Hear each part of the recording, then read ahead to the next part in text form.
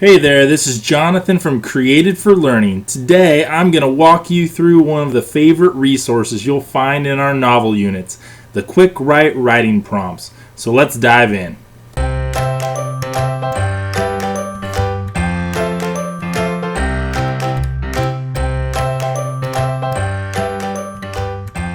When you first open up one of our novel units, you'll see a folder like this with all of the great goodies inside. And then inside there you should find a folder called Quickwrites. This is for Where the Red Fern Grows, one of our recent novel units. And so I'm going to open up that folder, and inside there you'll see some other resources. These are all virtually the same thing. They just are used for different functions. So the .ppt file is the main one. That's the one that you are going to use most often, I think. At least that's the one that we designed for you to use. That's the PowerPoint. And then up here is the actual PowerPoint show, right? So those will look different. This will show you all the slides, and this is just going to open them up and play them right on your screen, the PPSX file. The PDF file right here, the Quickwrite's PP, that's PowerPoint, PDF. That's just, I took the PowerPoint and converted it to a PDF. So it's every single one of the slides as a PDF. And that's in case you don't have PowerPoint or you're displaying it on a device that doesn't use PowerPoint very well, but you can do a PDF and throw it up on the projector. So that's why they provided that PDF. But some people were complaining that they were trying to print out the PDF or the PowerPoint to give to their students, and we've started providing this resource called Printable, and let me show you what that is just to get started here. So I'll open up the PowerPoint, and you'll see here's all the slides. I'm going to click the slide sorter down here so we can see them all.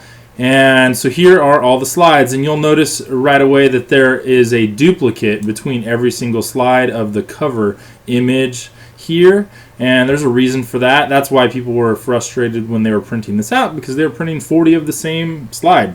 So check that before you print it.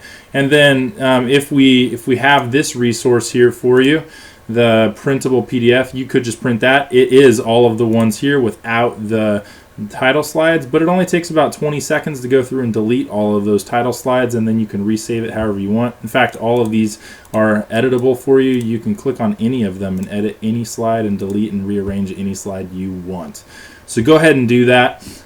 Use whichever resource you want. The reason that there's this repeated title slide between all of the writing prompts is I found with my students that they really liked to jump the gun and get started if I had the actual prompt up on the projector. And so what I found, and what worked best for my classroom, so I implemented it in here, is I put the slide in between each of the prompts so that you could go to the one you want. Let's say it's Hillbilly, and hit play and then tap back one, and then just have this on the projector while they're getting ready. The students know Quickwrites are coming. They know that they're supposed to be on task and getting ready, and then whenever you're ready to show them the prompt, you just tap the right arrow and it goes right to the one you want.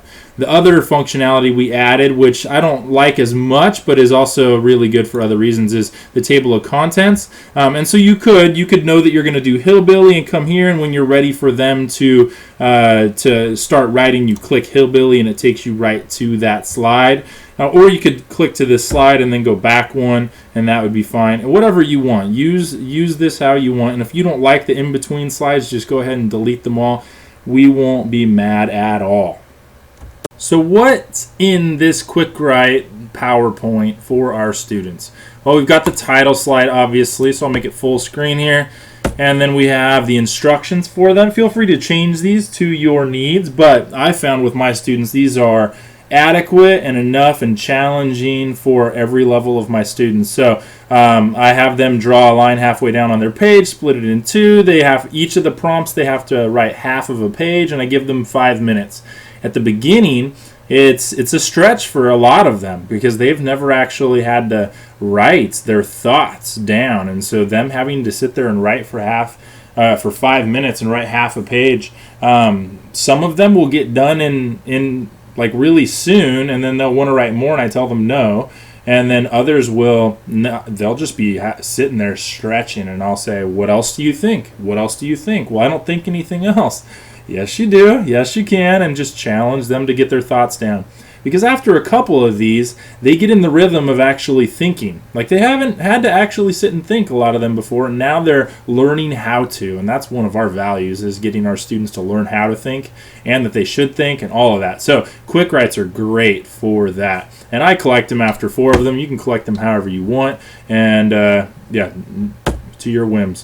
A little further on, you see the table of contents. These are separated by chapter. Obviously, if you click on one, like here we go, territory, that's going to take us straight to the territory prompt.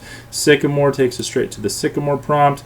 There's even a next slide here all the way to the end of the novel, and these menus will take you back and forth between them. If you're in the second half of this, it'll take you back to the second half of the table of contents, all that. It's really, we tried to make it pretty accessible for you to go back and forth between everything as a shortcut. But if you ever want to, you can just hit escape also and look at all of them and click into wherever you want and hit slideshow, and it'll work from there as well. We've tried really hard to balance out the different kinds of writing prompts required for your students. So some of them are more, let's see, I'll make this the full view again. So some of them are more personal, like dogs here to start off. So for the first writing prompt, possibly for the novel, here we go. Our narrator has emotionally fond memories of dogs. Describe one of the most pleasant memories you have of dogs. Explain what makes it so enjoyable to you. So our goal here is to include as many students as possible. Most students have a memory of a dog, and they can all almost, I think they all can say they have a most pleasant memory, even if it's not that pleasant. So, with any of these, feel free to let them write the negative. The point of this is to let them write, and so if one of them wants to say, I have mostly negative memories of dogs, can I write about that? I would say, absolutely, write about that.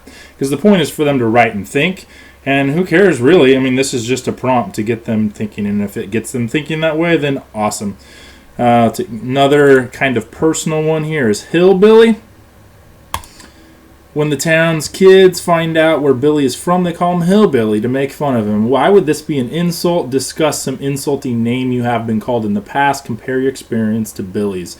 So they have to think about Billy in the novel and what he was like. Why would it be an insult? And then why would things be an insult to them? How do they feel? Compare. There's some compare and contrast going on here.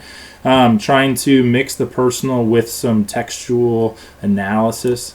You'll notice those were skipped, so that was like 1 out of every 6, right? And so we try to alternate them as well. There's no way that you'll get to do all of these in the novel, so choose wisely, like plan ahead, and if you did a personal one last time, don't do a personal one next time, but don't just all do textual analysis as well. Students need to thematically connect with the characters. It really helps them to later do more textual analysis because they're thinking about their emotions and they care. So that's why we balanced them with these different types. Let's look at a textual one, territory. Explain why Billy loves the territory around his house so much. So they have to use evidence from the novel for that, and that this isn't really diving into their life very much. It's from the text. Another one, excited. Billy is so excited about the dogs that he can't wait and decides to run away to Kentucky to pick them up. Explain why he is so excited. Justify your explanation with evidence from the story. Discuss whether or not this is a good choice for him to leave and why or why not. So we've got textual analysis and digging into the nitty-gritty in the story. Also some opinion piece, so analyzing. And this is like multiple layers, and they get into this. And this is why this is a little later down. They've got some, we've eased them into learning how to write half a page, and now we're going to get them thinking kind of deeper in those half a page. These are in some ways like mini essays, and you'll notice you could, if you wanted to, if you need essay topics, you could go through these and pull out some essay topics. Some opinion ones like afford. Billy's parents cannot afford to buy him a hound dog. What do you think they should do? What should people do when they cannot afford to do or afford something? What could even happen if they bought the hound even though they didn't have the money? So there's a lot of opinion pieces in here that are going to bring their real life and their beliefs into this, but also the story as well. And that interaction between their beliefs and the story's beliefs is very, very good. Let's see. So that's how all of these work, and they go all the way through the novel. Different types of topics, and so these fit perfectly within Common Core and PARCC and different other testing standards, as well as just really engaging the students into while they're writing, and then the discussions afterwards are super engaging. So we challenge you. I mean, I would do the 5 minutes of writing and then probably about 7 minutes of discussion. Let the students share these. They love sharing these ideas. And as they dive into writing and discussing and a little argumentation, you've got them engaged. We know your students and you are going to enjoy these writing prompts and the discussions. They're some of our favorite times in class, especially the discussions. The students know when it's a Quickwrite day, we're going to have to do a little writing, but then they get to discuss, and that's where all the magic happens. Keep on being awesome.